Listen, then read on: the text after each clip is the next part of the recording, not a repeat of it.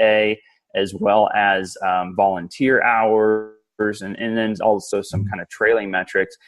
And from my perspective, and then even from the leadership, my fellow leadership, we want to be the next great, 100-year veteran nonprofit, VFW, American Legion.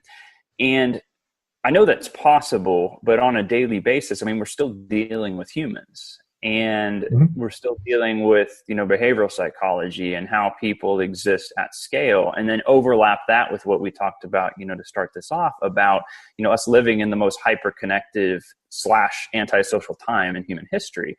And so you end up with this underlying challenge of how do you bring people together for a cause? And I'm not talking about the OSD cause. I'm talking about the broader veteran support cause that many of us all participate in many different ways. Right. With a solution that actually, solves things. So, we look at things from how do we balance social, professional, and our service needs, for our veterans, their families, military community members. And it's tough because a lot of people know what they need. And again, I know this has been in existence forever. A lot of people know what they need in the back of their mind, but they won't take the steps to go actually do it. And then it's also doing things like cultivating, volunteers. And we have an absolutely amazing, group, tens of thousands of community members. But it's figuring out how to keep them motivated, pointed in the right direction, so they're feeling supported, and constantly refreshing the mission from the top level, just so, again, it's understood and so they can keep marching forward. So in probably what you're hearing, and I'm kind of wandering and dancing around on this, is it really just comes down to it's the message. So it stays the same.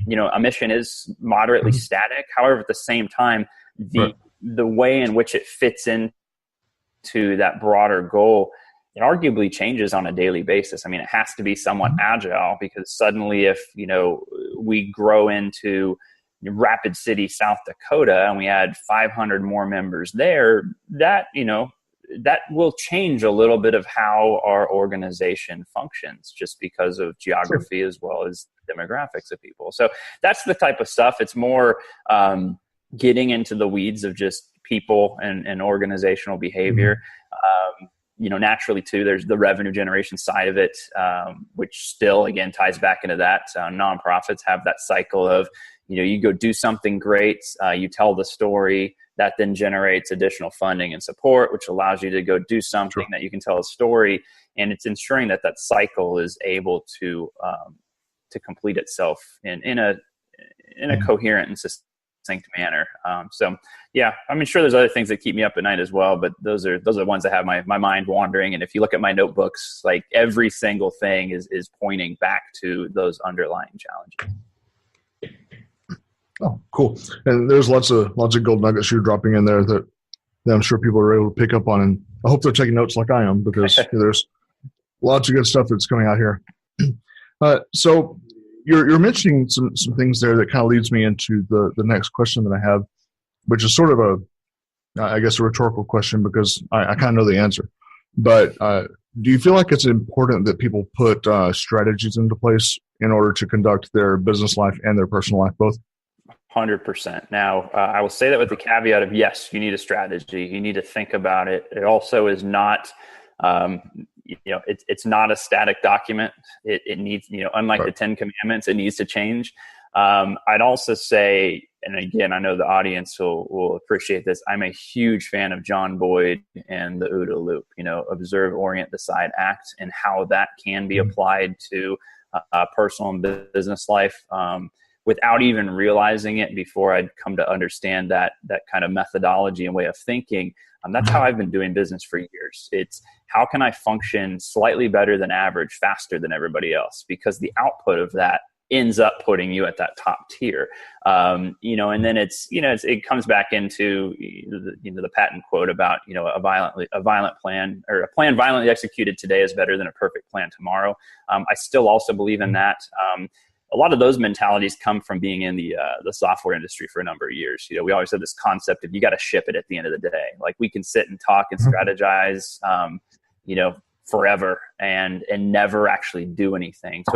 So I would say, yes, strategize all day long, but hit an 80% mark. Once you feel that you're 80% comfortable, just go do it, and then figure out what you need to do to understand how to measure success and adjust. I mean, it's that constant pivot is what, and constant action, I think, is what generates that success. And you were mentioning just earlier that, as far as, your planning, that it has to be flexible. And that really is, how an overall business plan for many businesses should be, is that, some people look at it as a static document, but it's not. It's something that it gives you a guideline, but it does have to be flexible, and it has to be able to bend with, the ebbs and flows that come along, because, it gives you a guideline, but it doesn't mean that you stay on this road even if a tree falls in the middle of it.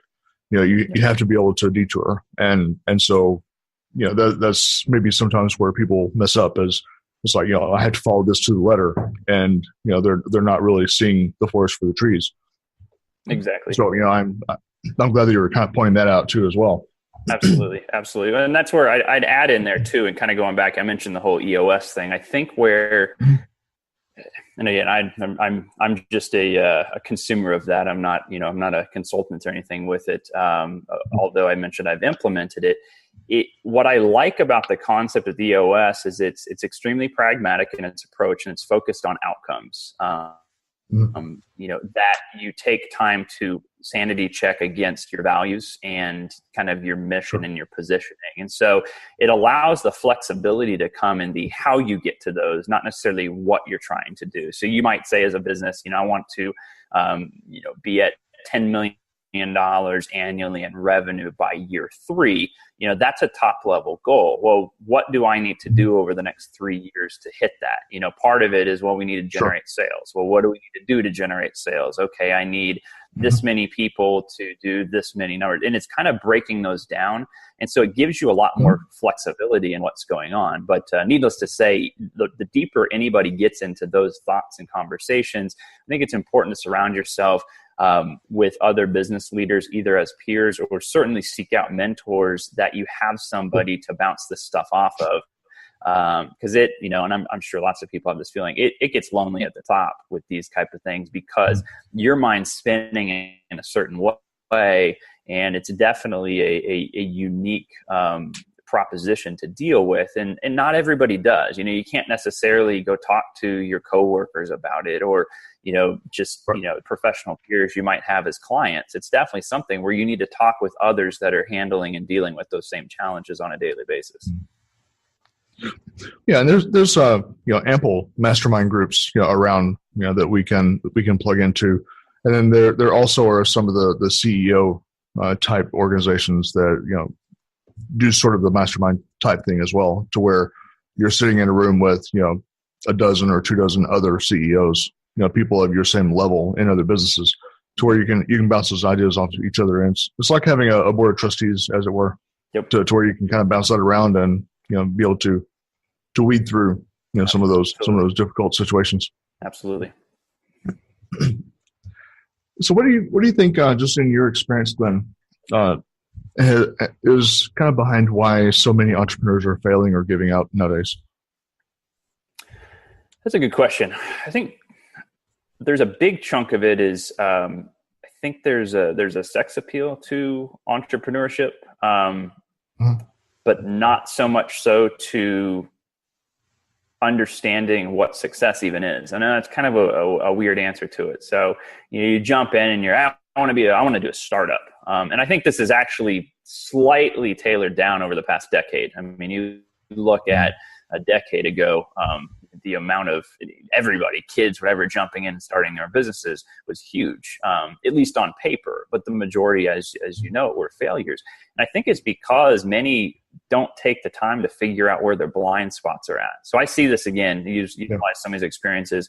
Somebody coming from the technology space might have, an engineer might have a great idea for something, but has no idea how to sell or how to be a people person. You might have a marketing person that has, again, a great concept but no idea how to build it.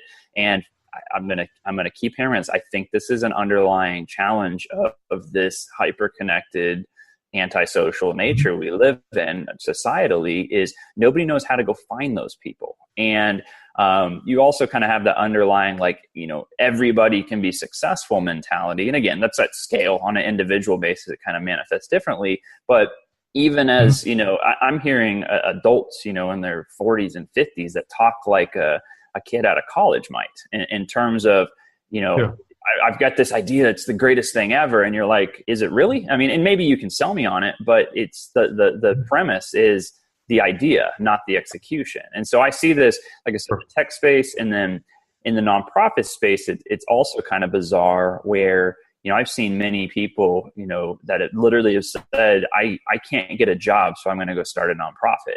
And I mean, that to me is the most insane statement I've ever heard in my life. I've had at least 15 to 20 people that I've heard do that. I'm like, wait a second, you can't communicate to go get a job, so you're going to start a nonprofit, which actually it's harder and more difficult to make money, and sustain something. And then you have a mission you got to do that, again, just seems crazy. But again, I think we live in this anything's possible Instagram world where you see everybody else's surface level success and fail to understand what it takes to get there. I think Gary Vaynerchuk, Gary V is done, as loudmouth as he is, I love him to death. And I had the pleasure of meeting him way early on to where he was speaking at the University of Texas. And I saw him out in the hallway of the ballroom and talked to him for 45 minutes without a single other person coming up to him. Nowadays, he'd be mobbed in that situation. Wow. Yeah. And the point being is he's been doing what he does for almost a decade. And now you're just noticing, again, you're seeing the tip of the iceberg. You're seeing the Instagram look at it, failing to realize all the hard work. And so I think that's that challenge. As I wouldn't dare say, as we get older and wiser, that, people are allergic to work.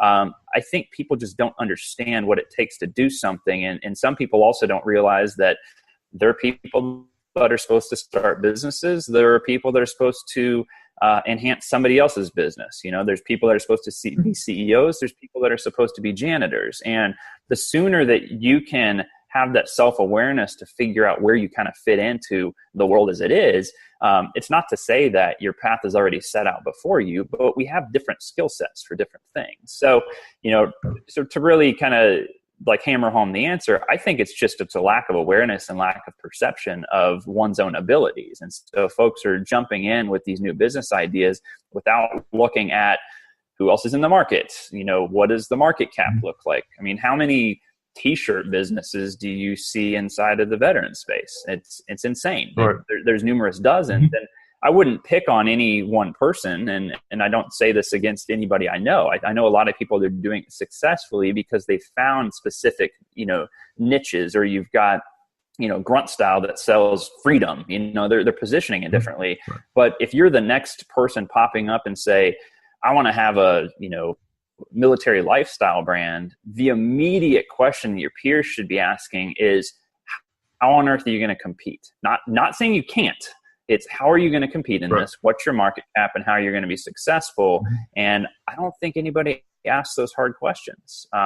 We even within the, I'm on the Veteran Business Affairs for the Small Business Administration. And one of our big focuses this upcoming year is not just encouraging veteran-owned business, it's actually moderately discouraging it, if you will. Not that this is an institutional perspective, but it's having real talk. So when veterans are coming to these different seminars and saying, hey, I've got an idea and a concept, it's asking these hard questions, saying, you know what, we believe you can do this, but you need lawyers and accountants, and you need these other pieces to be successful, because it doesn't do any good to go and get an SBA loan or the support if there's not a moderately decent probability of success.